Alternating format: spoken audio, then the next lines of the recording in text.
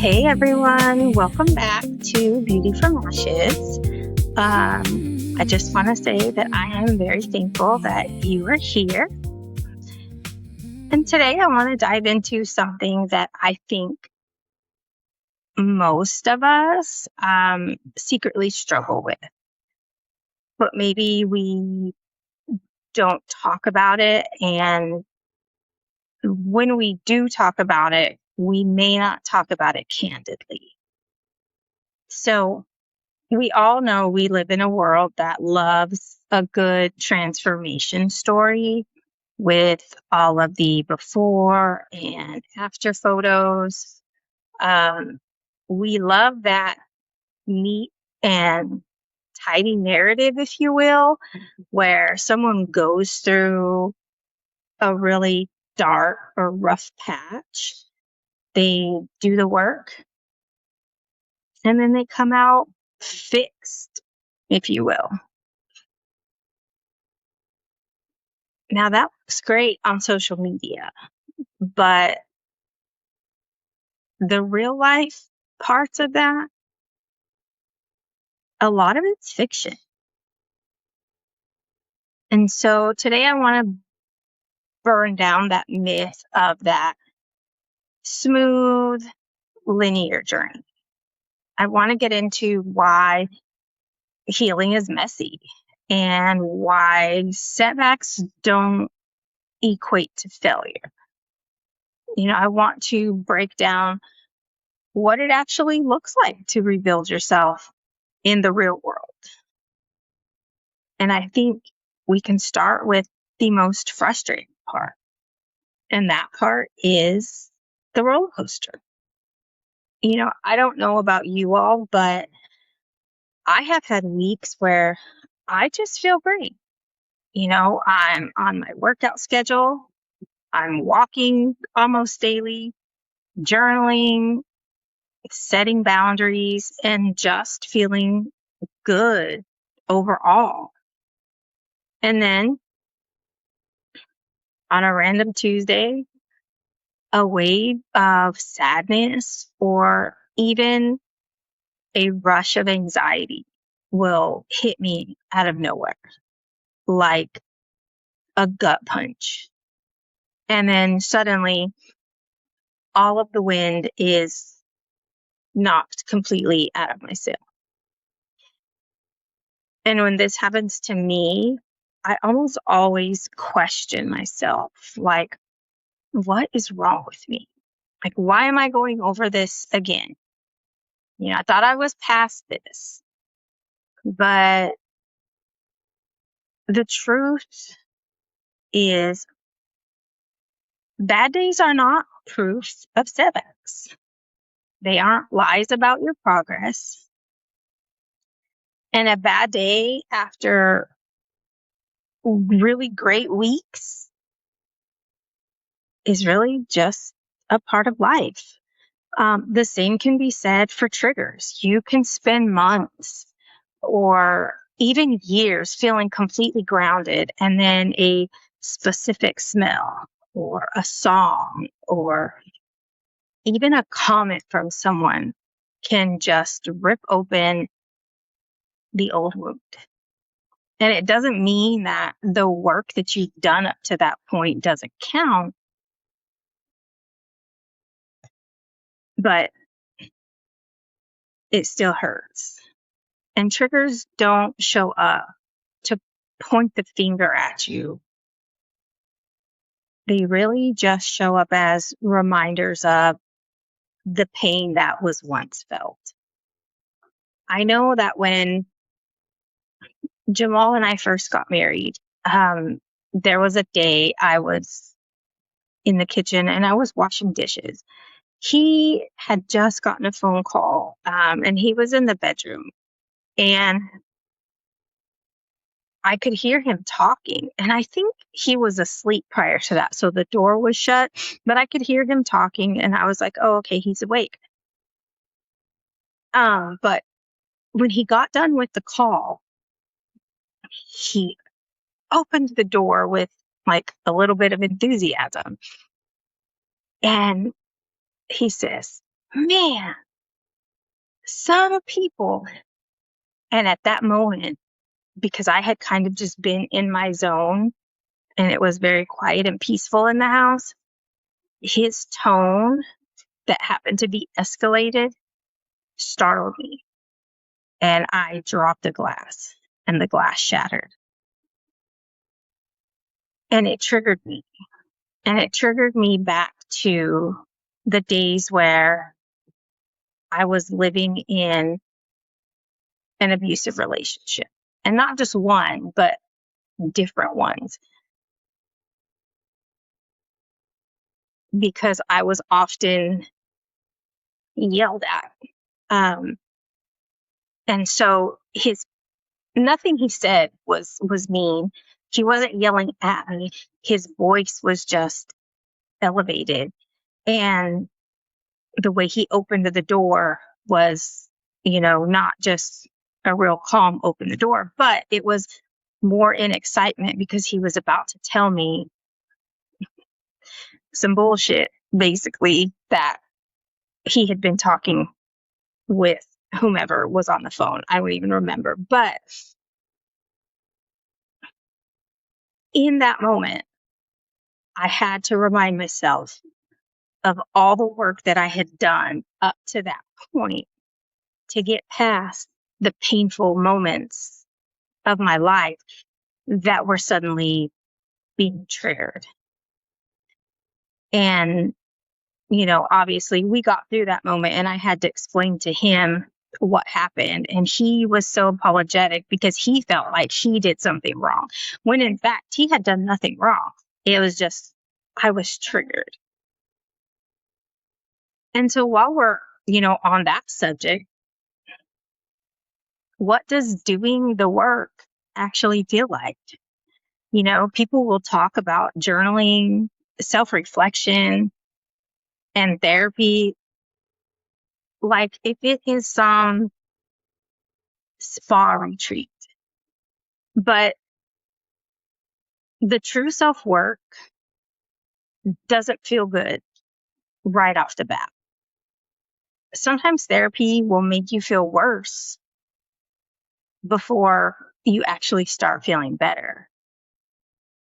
And in 2019, when I first started going to therapy, I can remember my first appointment. I left kind of pissed off. I was upset because I went in expecting to come out feeling better, but instead I left feeling worse. And I couldn't understand it.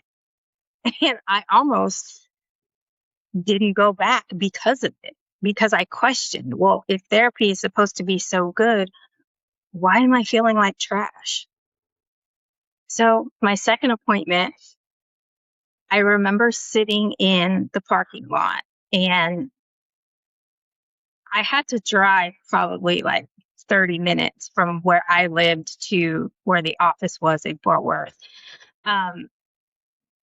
And I'm sitting in the parking lot, basically talking myself into turning around and going home. But I didn't. And in that session, I'm explaining to my therapist how I'm feeling and questioning the purpose of therapy if I left feeling worse than I did when I got there the previous week.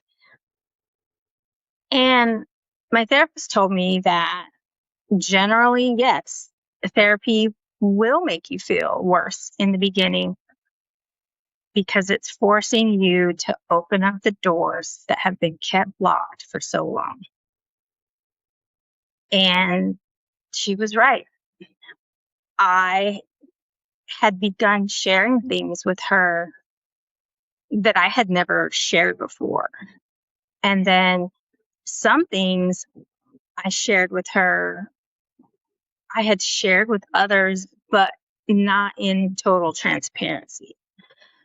So getting all of that released it took some time, but eventually the light at the end of the tunnel appeared. And in therapy, we discussed coping skills. And I think that what a lot of people don't realize is that when we begin to heal, we cannot rely on the old coping habits, like numbing everything out or isolating or overworking ourselves to avoid dealing with the things that we're going through. Instead, we really have to find healthy coping skills that are going to benefit us.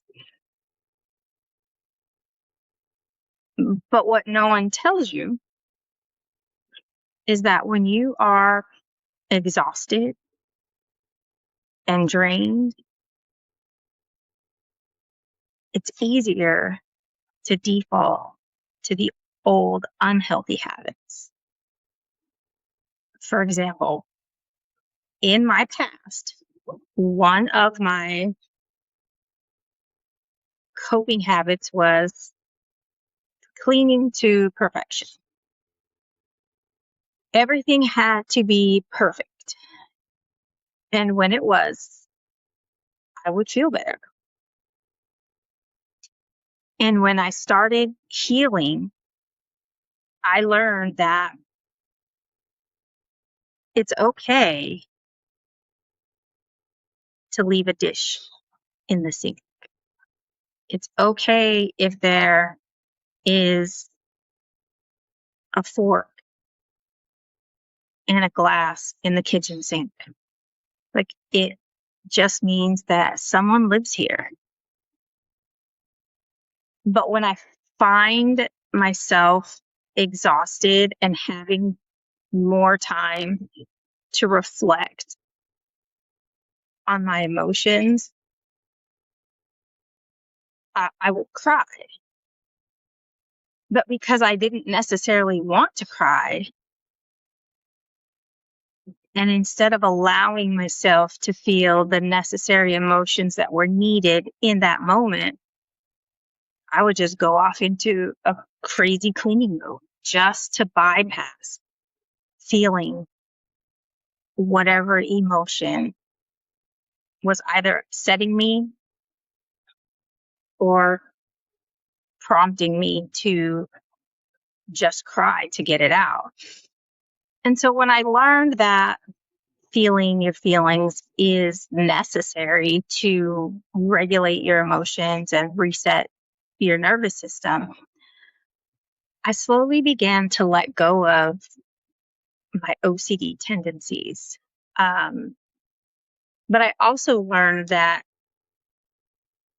I didn't have to beat myself up for falling back on those old habits to protect myself when I felt like life was just getting too heavy. Healing isn't about never falling back into your old patterns. It's more about noticing the times that you do and then giving yourself the grace and compassion required to choose an alternative in the future.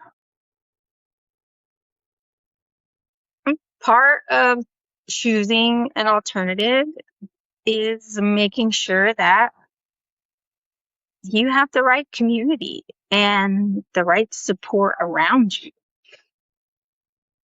And so today, I want to take a moment real quick to give a special shout out to Tauheedah, Washington, and her Mobile Moms nonprofit group. The work Tauheedah is doing through Mobile Moms is all about supporting mothers and other family members through child loss. They create an environment that fosters healing, but also raises the awareness of the fentanyl epidemic. And that is based on her own personal story. But they also offer scholarships and resources and advocacy through this program. And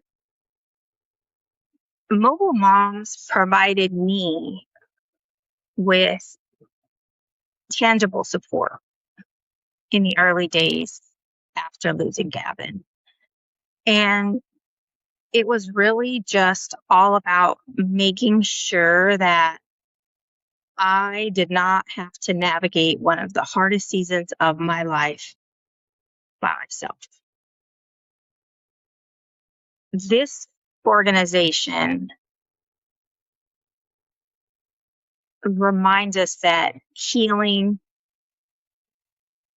it doesn't happen in isolation. It happens with community. And so, Tauheedah, thank you for being a light and building real solutions for parents and family members, especially moms. So if you are a parent working through your own journey, or if you just want to support an amazing cause, I encourage you to please go check out Mobile Moms and see how you might be able to get involved. Check out their scholarship fund.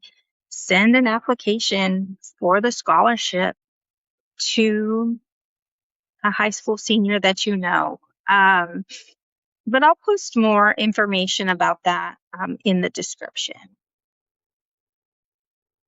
I can say that how I came across the Mobile Moms group was through some other group on social media. And at the time, I was really just kind of going through the motions, trying to stay strong, for lack of a better word. And I actually came into contact with them, and I was a guest on a podcast that they had done. I believe it was called Pretty in Peace. And from time to time, they had parents who had lost a child on their podcast discussing different things.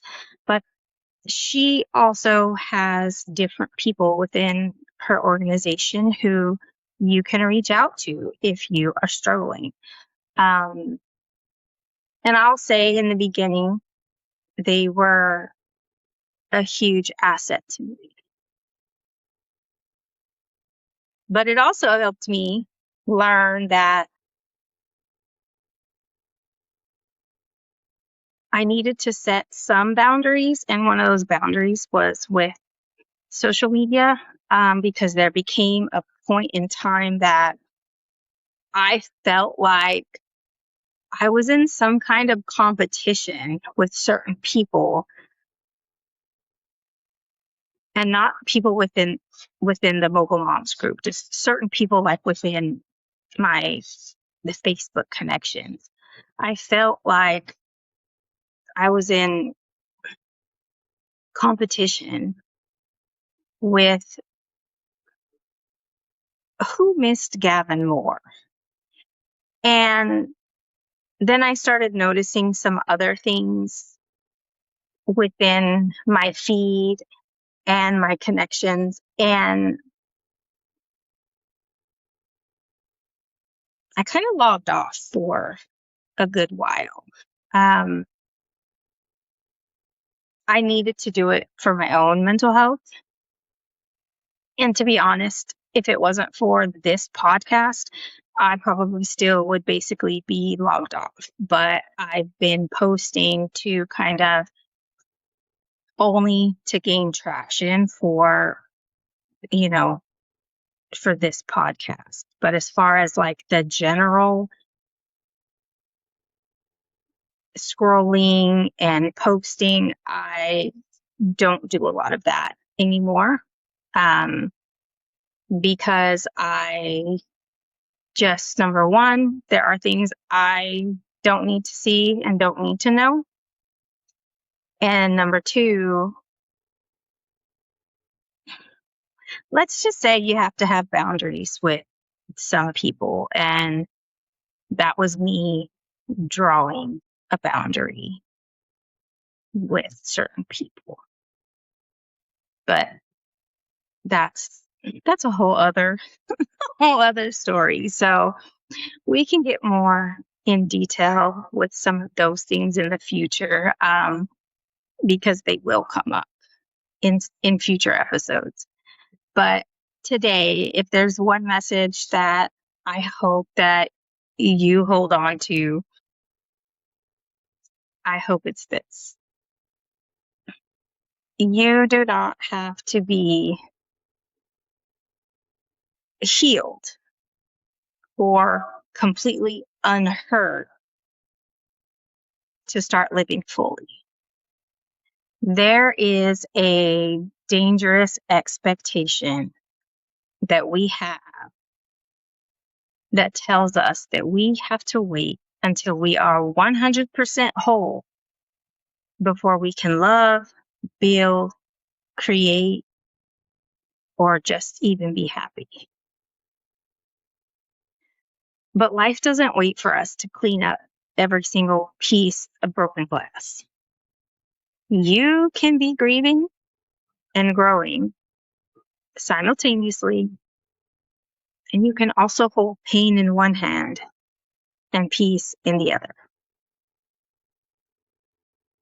Healing doesn't mean that we're forgetting, and the goal should never be to erase the past. The goal should always be to change how much power the past has over your present. And I saw a quote not too long ago, and it said something like, healing didn't erase my pain. It only changed my relationship with it. And honestly, that's the real victory. It's moving from this pain defines me to this pain is part of my story, but I still hold the pen. So if you're listening today, perhaps you feel like you took a few steps forward, but maybe this week you've taken some steps back.